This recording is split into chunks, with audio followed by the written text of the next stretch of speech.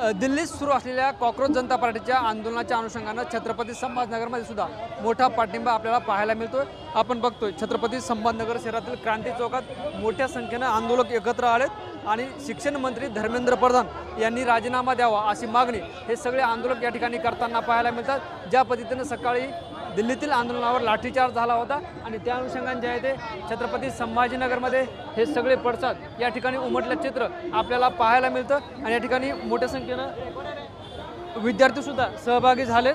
आपण बघतोय सरकारच्या विरोधात जोरदार घोषणाबाजी या ठिकाणी आंदोलन करताना पाहायला मिळतात। आपल्यासोबत काही विद्यार्थी आहेत त्यांच्यासोबत सुद्धा संवाद साधणार आहोत। काय सांगाल, आंदोलन करताय, काय मागणी आहे?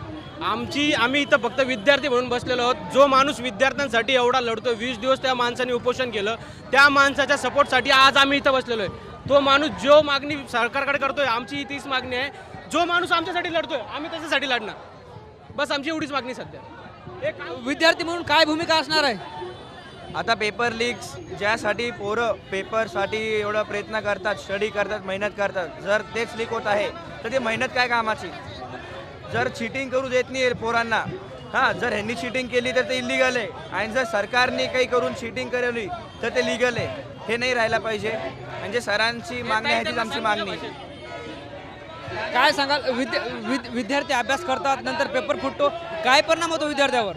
परिणाम एवढा भयानक होतो की 3 ते 4 वेळा अटेम्प्ट देऊन त्या विद्यार्थ्याला सुसाईड करावं लागतंय। जर सुसाईड हा जर परिणाम आहे तर धिक्कार आहे असे शिक्षण व्यवस्थेवरती। आणि जर विद्यार्थ्यांना जर उज्ज्वल भविष्य मानलं जातं, त्यांचं वर्तमान काळ जर असं जातो तर भविष्य काय घडणार आहे? जर त्यांना जर सुसाईड हेच टोकाचं पाऊल उचलावं लागतंय फक्त अशा शिक्षण व्यवस्थेसाठी की जे जसे सोनम वांगचुक सरांना जंतर मंतरमध्ये लाठीचार्ज झाला, हे सगळे परिणाम जर असे दिसत आहेत, यापेक्षा भयानक परिणाम शिक्षणावरती आणि शिक्षण घेणाऱ्या विद्यार्थ्यांवरती दिसतोय। यापेक्षा मोठं दुर्भाग्य काय असू शकतं? आणि यापेक्षा तर धिक्कार वाटतंय की अशी शिक्षण व्यवस्था घेण्यापेक्षा देश सोडून गेलेलं बरं। मग काय परिणाम पाहिजेत अजून देशाला?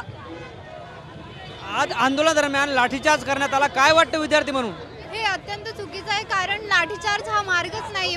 विद्यार्थी फक्त त्यांच्या हक्कासाठी लढत आहे की पीसफुली शांततेने प्रोटेस्ट करत आहे, तर लाठीचार्ज करण्याचं काही महत्त्वच नाही आहे मला तरी। मागणी काय?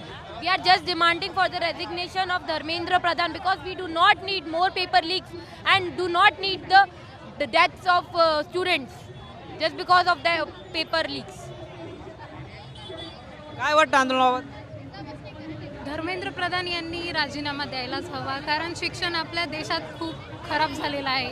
नीटचा पेपर लीक झाला, TETचा पेपर लीक झाला, असे खूप वेळ झालेला आहे, तरी पण काही होत नाही आहे। तर त्यामुळे धर्मेंद्र प्रधान यांना राजीनामा द्यावाच लागेल। बघतोय छत्रपती संभाजीनगरच्या क्रांती चौकात हे आंदोलन सुरू आहे। मोठ्या संख्येने आंदोलक एकत्र आलेत आणि आता आपल्यासोबत जे आहे ते विद्यार्थ्यांनी सुद्धा संवाद साधला आहे। नीटचा पेपर जे आहे तो लीक होत आहे, यामुळं शिक्षण मंत्री धर्मेंद्र प्रधान यांनी राजीनामा दिला पाहिजे आज सुद्धा मागणी या सगळ्या विद्यार्थ्यांनी केली। आणि छत्रपती संभाजीनगरमध्ये सुद्धा दिल्लीत सुरू असलेल्या आंदोलनाला मोठा पाठिंबा आपल्याला पाहायला मिळतो। सकाळपासून जे आहे ते आंदोलक एकत्र या ठिकाणी जमलेत। सरकारच्या विरोधात जोरदार घोषणाबाजी सुरू आहे आणि अशा पद्धतीनं छत्रपती संभाजीनगरमधलं हे सगळं चित्र आपण पाहतोय। कॅमेरा पर्सन अमित आडेसह ज्ञानेश्वर लोंढे, TV9 मराठी, छत्रपती संभाजीनगर।